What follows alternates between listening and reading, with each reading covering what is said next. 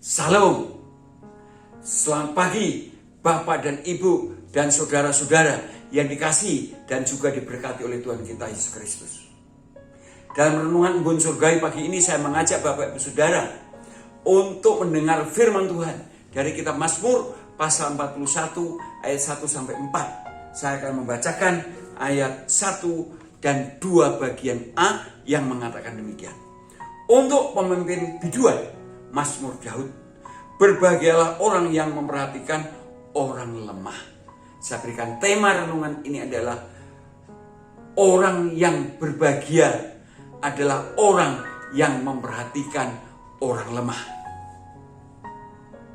Dalam Alkitab banyak sekali ajaran tentang hidup yang berbahagia. Yesus juga mengajarkan tentang hidup yang berbahagia melalui khotbahnya di atas bukit. Mazmur juga banyak bersaksi pengalaman hidupnya bagaimana orang yang hidup bahagia, baik itu pengalaman hidupnya dan melihat orang-orang yang hidup bahagia. Dan di bagian ini pemazmur ingin bersaksi bahwa orang yang berbahagia adalah orang yang memperhatikan orang lemah. Memang sebenarnya itu pengalaman Daud sendiri, tapi Daud sangat ingin supaya banyak orang yang diberkati seperti Daud dan tidak mendewakan Daud, tapi mereka juga akan punya pengalaman seperti Daud, hidupnya berbahagia, yaitu hidup yang memperhatikan orang lemah. Mengapa? Kata Raja Daud, kalau orang memperhatikan orang lemah itu, ayat 2 bagian B sampai 4 dikatakan, Tuhan akan meluputkan pada waktu celaka. Tuhan melindungi dia. Tuhan memelihara nyawanya. Tuhan membantu pada waktu diranjang sakit. Tuhan akan memulihkan sama sekali dari sakitnya. Wow, luar biasa. Itu yang dialami oleh Raja Daud. Memang secara umum, kalau kita betul-betul memperhatikan orang lemah itu, pasti banyak orang yang senang dengan kita. Pasti juga banyak orang yang mau bergaul dengan kita. Tapi belum tentu tidak ada orang yang tidak suka. Seperti Daud. Ternyata ada orang yang tidak suka dengan Daud. Orang yang sudah diperhatikan oleh Daud, yang ditolong oleh Daud, khususnya Raja Saul, tapi malah membenci Daud, bahkan mau membunuh Daud. Tapi Daud akhirnya punya keyakinan yang kuat dan mengalaminya. Bagaimana Tuhan menolong Daud yang harusnya celaka tidak menjadi celaka. Bagaimana melindungi nyawanya dan sebagainya. Bahkan orang-orang yang berusaha mengkhianati bahkan membunuh Daud, bagaikan orang yang menggali lubang dan akhirnya dia sendiri yang jatuh terperosok. Itu dikatakan dalam ayat 6, 7 dan 8. Saudara. Ini luar biasa.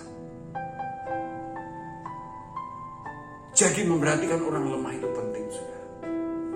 Orang lemah itu seperti apa? Orang lemah itu menurut Alkitab janda yang sudah tidak ada yang anak cucunya yang bisa menolong. Anak yatim piatu. Orang yang lemah ekonomi. Orang yang lemah iman. Orang sakit. Nah saudara, mari kita memperhatikan ini. Memperhatikan. Sebab kalau kita suka memperhatikan orang-orang seperti itu, baik melalui perhatian kita, doa kita, apalagi kita juga mau membagi sebagian yang ada pada kita, walaupun kita lemah, maka kita menjadi orang berbahagia. Bukan karena temannya banyak, bukan karena banyaknya orang yang mau bergaul dengan kita, tapi Allah akan selalu membela kita dan memberkati kita. Seperti yang dikatakan oleh anaknya Raja Daud yang bernama Raja Salomo. Dia berkata di dalam Amsal pasal yang ke-19 ayat 17, dia berkata begini. Siapa menaruh belas kasihan kepada orang yang lemah, memiutangi Allah yang akan membalas perbuatannya itu. Sudah saya akan berikan kesaksian teman saya yang juga lemah ekonomi. Pada waktu ada temannya yang lebih lemah ekonominya sekarang.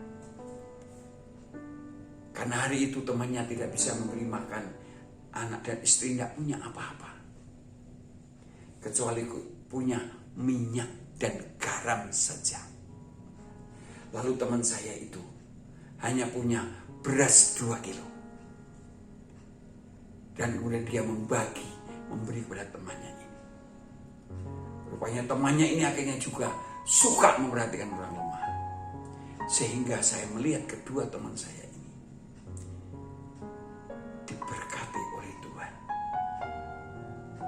Luar biasa saudara. Karena apa? Karena memiutangi Allah. Dan Allah itu yang akan membalasnya.